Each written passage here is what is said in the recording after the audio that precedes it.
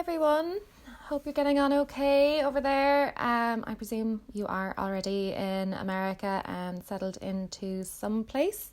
I'm going to jump right in with this week's lecture on gender and Irish documentary. I'm going to be basically kind of reading off a lecture script and trying to edit in some visuals and clips for you to look at the same time so that it will hopefully be illustrative and that you don't have to look at me just staring into my laptop camera for however long this takes. So this week I'm going to have you look at two documentaries online, His and Hers, directed by Ken Wardrop, and an earlier documentary, Mother Ireland, directed by Pat Crilly. Mother Ireland represents a kind of part of the first wave of documentaries tackling issues of gender representation in Irish culture and media, kind of as an offshoot of an earlier wave of Indigenous Irish filmmaking that began in the 60s and 70s. Around that time, the Irish government put aside an amount of money to devote exclusively to Irish filmmaking in attempts to create a culture of film and media that would establish Ireland on a level with Europe, other European nations, such as France and Germany, most notably, who have very successful national cinema traditions, so that it would be seen as an important aspect of cultural output. So this is important for tourism, for one thing, but and remains so with the Irish Film Board, and now, as it's called, the Irish Screen Board, to recognise the fact that a lot of audiovisual media in Ireland and globally, of course, is now accessed not actually in the technical cinema, but rather through other forms of new technology, such as laptops and phones, of course. So back in the 70s, with Ireland entering into the European Union and trying to negotiate itself as a relatively new republic, film was seen as an important venue for establishing a kind of cultural signature and a means of Ireland marking out its territory in terms of what it means as a nation artistically and what it can do to foster art and culture within its borders.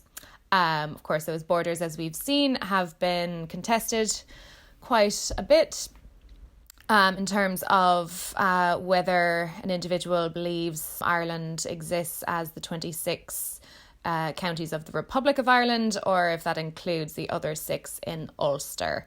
So this is kind of harking back to all that we've dealt with in terms of representations of sectarian conflict.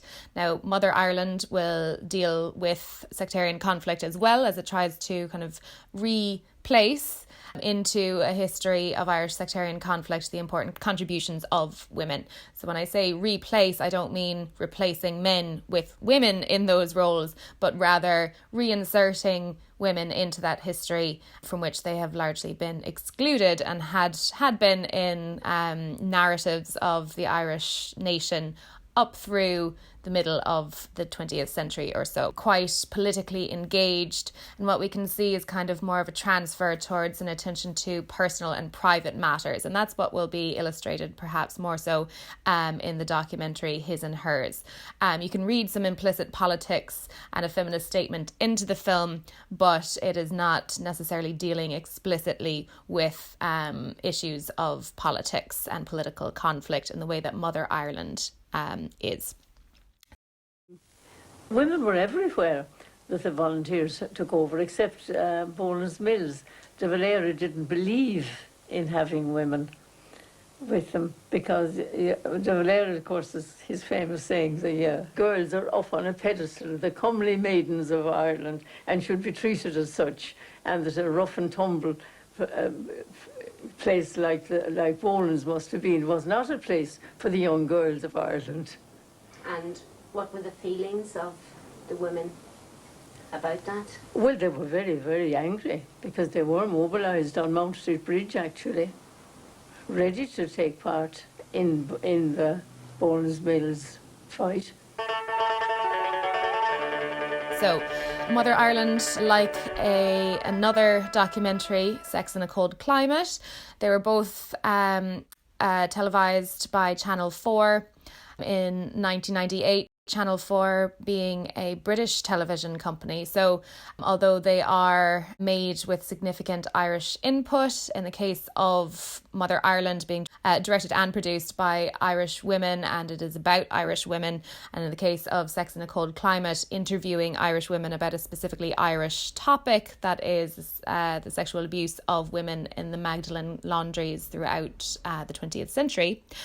They found an actual avenue of dissemination to the public actually through British television. And that has also been an interesting kind of factor in the development of Irish cinema, in that a lot of its partial funding comes from British production companies.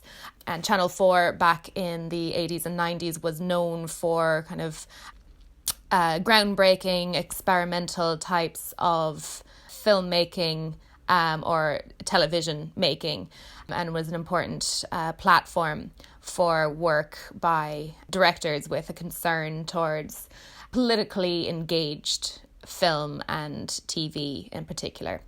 So Mother Ireland and Sex in a Cold Climate both represent kind of types of investigative filmmaking, films that are trying to make a political point and actually directly engage with politics towards the end of affecting political change. And so that would be the direct movements towards gender parity in politics in Ireland, and also the effect of closing, in the case of Sex in a Cold Climate, which I'm not asking you to see, but is accessible online should you wish to see it, and I thoroughly recommend that you do.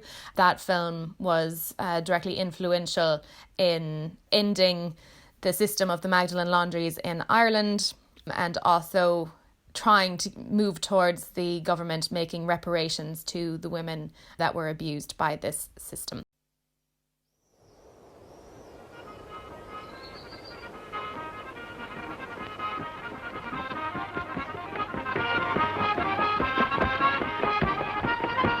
Until recently, the Catholic Church in Ireland went largely unquestioned as the Republic's highest moral authority, and its teachings on sexual behaviour were simple and strict.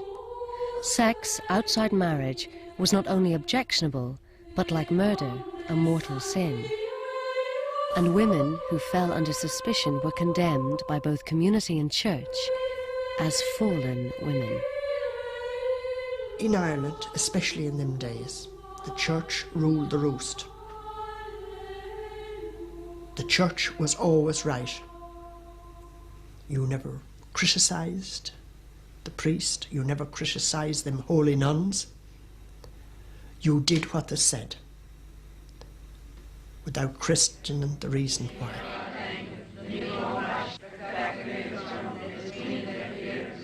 To think about your body was a sin, it wasn't right.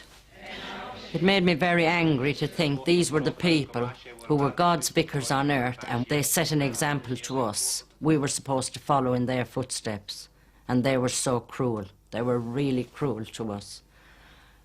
And let's face it, we never done anything wrong.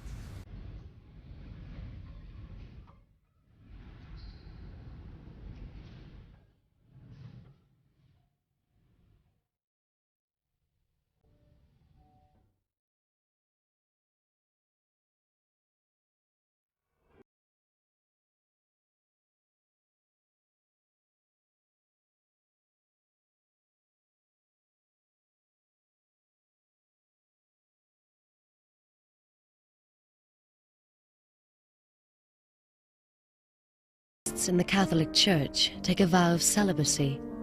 As the brides of Christ, nuns live lives of holy self-denial. And in Ireland, in a time before sex education or contraception, it fell to the Church to teach young women that chastity in thought and deed was the only protection from the sin of sex. For those girls and young women being brought up in the care of the Church, Not only was the message particularly powerful, this power could be cruelly abused. This is the story of 4 such women.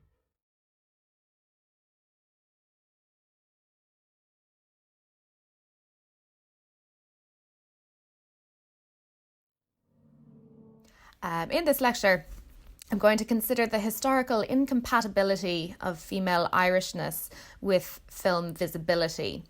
I'm going to argue that the history of Irish women on film can be characterised as a history of absence up until very recently, beginning with a wave of Irish documentaries on the hidden history or histories of the Irish female experience, which are represented by the British telecasts of Mother Ireland and Sex in a Cold Climate, which were both released by Channel 4 in Britain in 1998 and received a great deal of attention and critical acclaim internationally. Such documentaries have sought variously to either reinsert the till now presumed absent Irish women into visualisations and retellings of Irish history, or to excavate the hidden ongoing stories and experiences of women in contemporary Ireland and bring them out into the open. In most cases, these production projects, which because of their direct engagement with bringing the hidden histories of Irish women to light would and should be called feminist, have simultaneously interrogated the nation's rootedness in and deep connection to Catholicism. Perhaps a reason for turning to documentary in order to unearth these histories is because fictional feature films about Ireland, or made indigenously in Ireland, have not historically been an excellent platform for Irish female stars to shine. Whereas Irish men have been popular across Anglophone cinemas, both as characters and as stars, Irish women have not. So this is partially what I'm getting at when I say that women are kind of absent from Irish cinema. They're often secondary characters, but they're rarely primary starring lead roles. And maybe because Irish documentaries can speak about Irish women without having to employ Irish female stars, who simply haven't been there in great numbers, this has become a key outlet for Irish feminist filmmakers since the 1990s. We know already from this course that for the last 100 years or so, Irishness has held considerable signifying value in popular Anglophone cinema. Signifying value here means the usefulness of an image, usually a stereotypical one, to generate shorthand meaning in a film. And Anglophone cinema refers largely to English-speaking mainstream cinemas, namely Hollywood and British cinemas. The usefulness of Irishness and Irish iconography on film has been evidenced by the ubiquity of Irish-themed movies and Irish-identified characters in popular Hollywood films. This ranges from James Cagney as the classic Irish-American gangster in The Public Enemy, directed by William Wellman in 1931.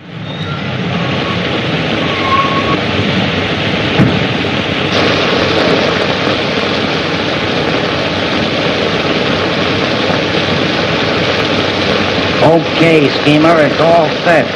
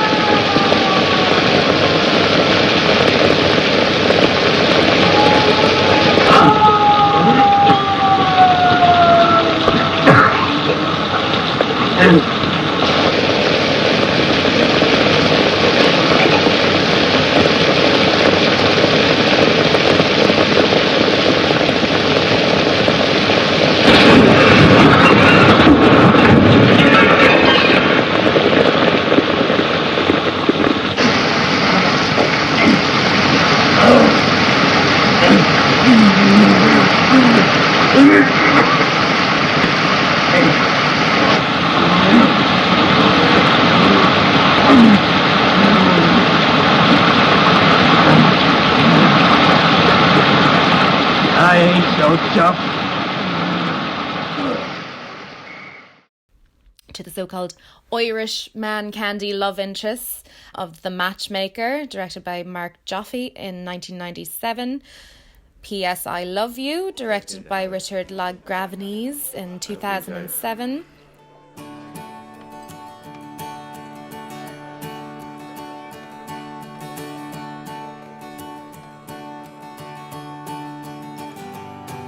Well, I took a stroll on the old long walk of the day. Met a little girl and we stopped to talk of a fine soft day.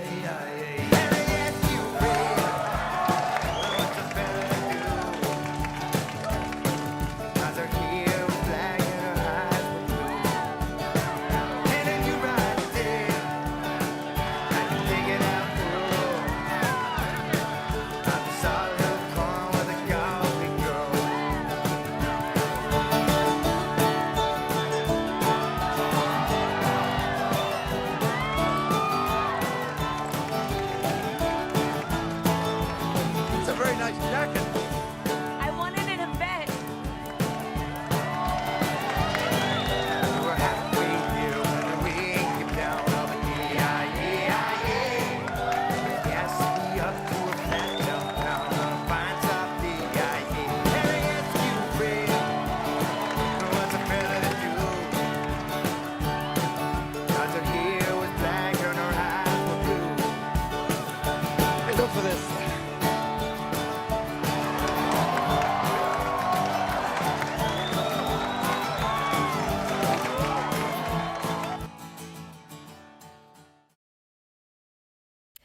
And Leap Year, directed by Anand Tucker in 2010. Oh, no, we're fine. We did it earlier. Kiss.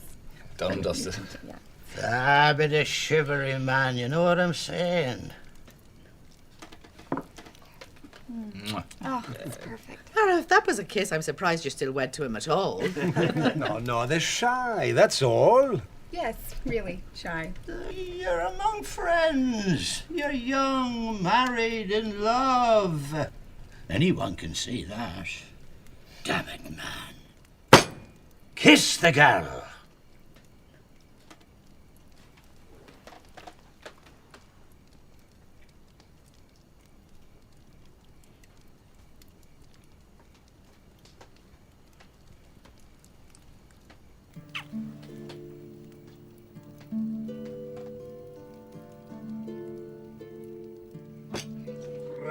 There you go. All these films have represented Irish men as powerfully seductive and desirable. Their gendered and ethnic characteristics work dialectically towards the affirmation of their erotic appeal. As has been noted by Irish film scholars like Ruth Barton and Luke Gibbons, it's been relatively easy historically for Irish male actors, rather than for females, to succeed in Hollywood or internationally as so-called film stars. Irish masculinity has always been constructed as sexy, basically. An equivalent representational paradigm has not, however, existed for female Irish actors.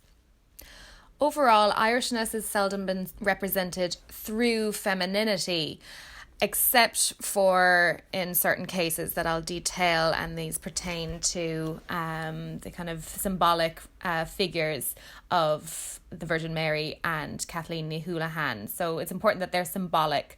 They're not, I don't want to say they're not real, but they're not bodily, physical characters.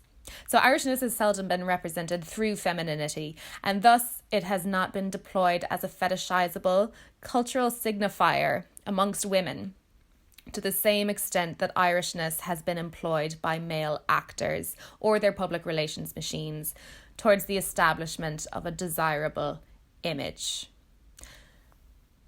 Indeed, the composite image of traditional Irish femininity has, both within and beyond Ireland, been a bodiless one. over the history of Irish visual and literary culture, which has been associated predominantly with Catholic Irish visual and literary culture. The Irish woman has been denied a basic earthly embodiment, tending instead to be figured as a desexualized religious or political symbol, so the Virgin Mary or Kathleen na Houlihan.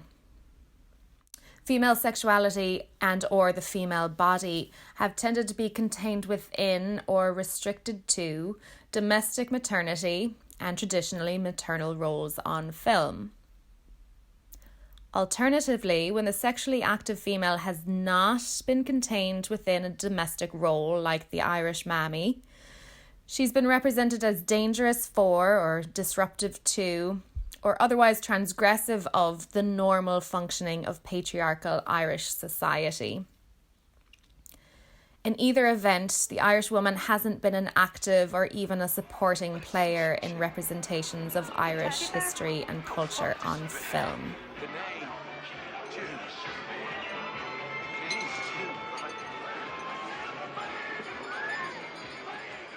I got pissed, Jude. Over here.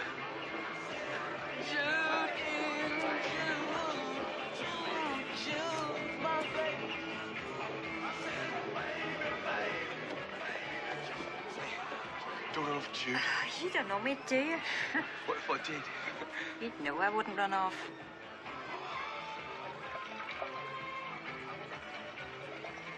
Never pissed holding a girl's hand, Jude. You didn't? You know what? Tell me, Jodie. It's nice.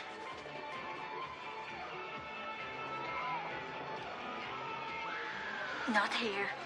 Who gives a fuck? You never know. I never know nothing.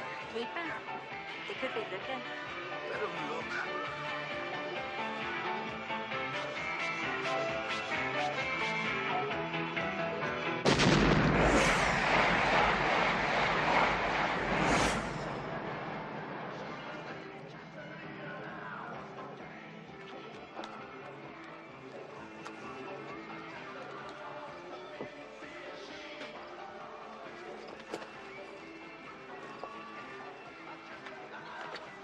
Come and get me, soldier. Whatever you say, Jude.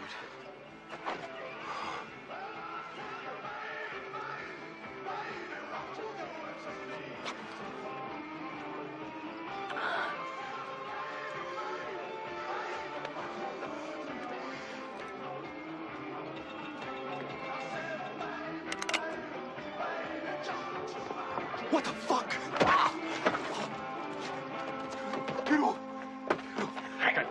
Get off!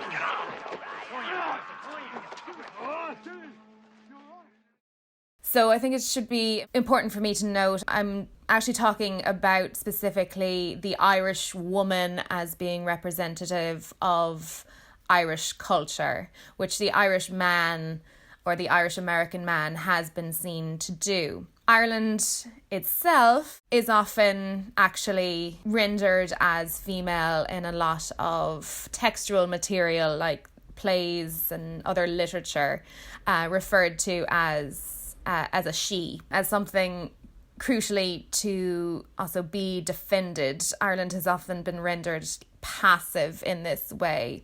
So similar to Ireland's kind of representation as Kathleen na Houlihan, this mythical, bodiless, not real figure, she's not portrayed as active, not portrayed as a real person, but rather an overdetermined symbol. So this is the key distinction. Whereas Ireland might be represented as feminized in textual material, the Irish woman is actually not a key player herself. The real woman does not often appear as importantly as the Irish man does appear. Whereas the film star, and certainly and perhaps especially the female film star, is necessarily of the body, particularly in Hollywood cinema, and thus highly imageable, the Irish woman as represented historically in traditional popular culture has been decidedly not. If not unimaginable as such, the desirable, that is sexual or sexualizable, young Irish woman has been almost unimageable. Irishness as cultural currency or as a potential star attribute has been effectively incompatible with femininity in popular media. Irishness, in the traditional sense, does not belong to the female body and in another sense is not physically of the female. Indeed, the composite image of Irishness upheld and developed by audiences historically has been both gendered and overtly sexed away from the feminine and the female, excepting where femininity has been contained within bodily negation. So it's okay if Ireland is represented as overall this kind of landmass or this mythical Kathleen na Houlihan, but not as a real live breathing woman. So Irishness in contemporary popular cinema has remained largely the province of male actor stars into the 21st century, while Irish female stars and representations of Irish femininity have been underrepresented. Irishness as an ethnic and cultural marker has, for the most part, been understood and made appreciable as a star attribute and thus commodifiable and consumable for a mass market when it is gendered male. So for the vast majority of Irish films made about Irish history, we see a plethora of active male heroes, often played by well-known Irish stars or American stars or British stars, recognisable stars. Until Saoirse Ronan and Brooklyn, we had no comparable female characters or female stars on a level with their male counterparts. Now, this is kind of accepting in the early days of the classical era in Hollywood, stars like Mary Pickford, Colleen Moore and Maureen O'Hara, who either played up their Irish Americanness or Irish Canadianness rather in the case of Mary Pickford, or their real Irish origins in the case of Colleen Moore and Maureen O'Hara, the star of, or a star of The Quiet Man, in certain roles. But they never attained the same kind of level of superstardom, actually, interestingly enough, as a lot of male stars like James Cagney, Irish American, or Colin Farrell, Irish, Pierce Brosnan, Irish, or Liam Neeson, Irish, have, as seen as kind of active players in their narratives. What documentaries like Mother Ireland and Sex in a Cold Climate have done is to first redress the historical conditions of female underrepresentation and subjugation in a traditionally Catholic and profoundly patriarchal society. Mother Ireland, directed by Pat Crilley in 1998, tackles the issue from a political viewpoint, excavating a buried history of women's engagement in Irish revolutionary struggles. Sex in a Cold Climate, directed by Steve Humphries the same year and for the same channel, takes a more personal approach, interviewing several Irish women who were abused by the Magdalen laundry system in Ireland until late into the 20th century. It is, however, also politically engaged at the same time. This documentary was at the forefront of investigative reporting in Ireland and America in the 1990s and early 2000s that uncovered decades of cover-ups and abuses on behalf of the Catholic Church, particularly regarding the sexual abuse of women and young children. Sex in a Cold Climate was used as source material, interestingly, for the 2002 film The Magdalen Sisters, and as such, like Mother Ireland, represents a crucial historical and filmic moment for women in Ireland. In documenting their lives, it puts them in focus, not in an objectifying light, but as the subject of their own, too often ignored story. So what I'd like you all to think about when viewing Mother Ireland and His and Hers is how women are presented and represented to the camera, how they are let perhaps to speak in their own words, and how, given this context I've hopefully provided enough of in this lecture, how this is both intimate but also politically engaged on a larger level. I'd like you to consider how the aesthetics of the films as documentaries try to either present in a straightforward manner information for easy digestion, or are they doing more subtle things, perhaps stylistically? Mother Ireland being part of this kind of more experimental wave of filmmaking from decades ago? Does it seem different to documentaries, other documentaries you might have seen? Is it different from his and hers? How you might characterize them overall differently? And it would be great to see this come out in your film reviews. And any questions, please don't hesitate to ask. Direct it to the forum firstly, and any more kind of personal questions or anything you might have about Mark's assignments, don't hesitate to contact me via email either. So I'll close out this lecture for now, and I will be back in digital touch with you all soon.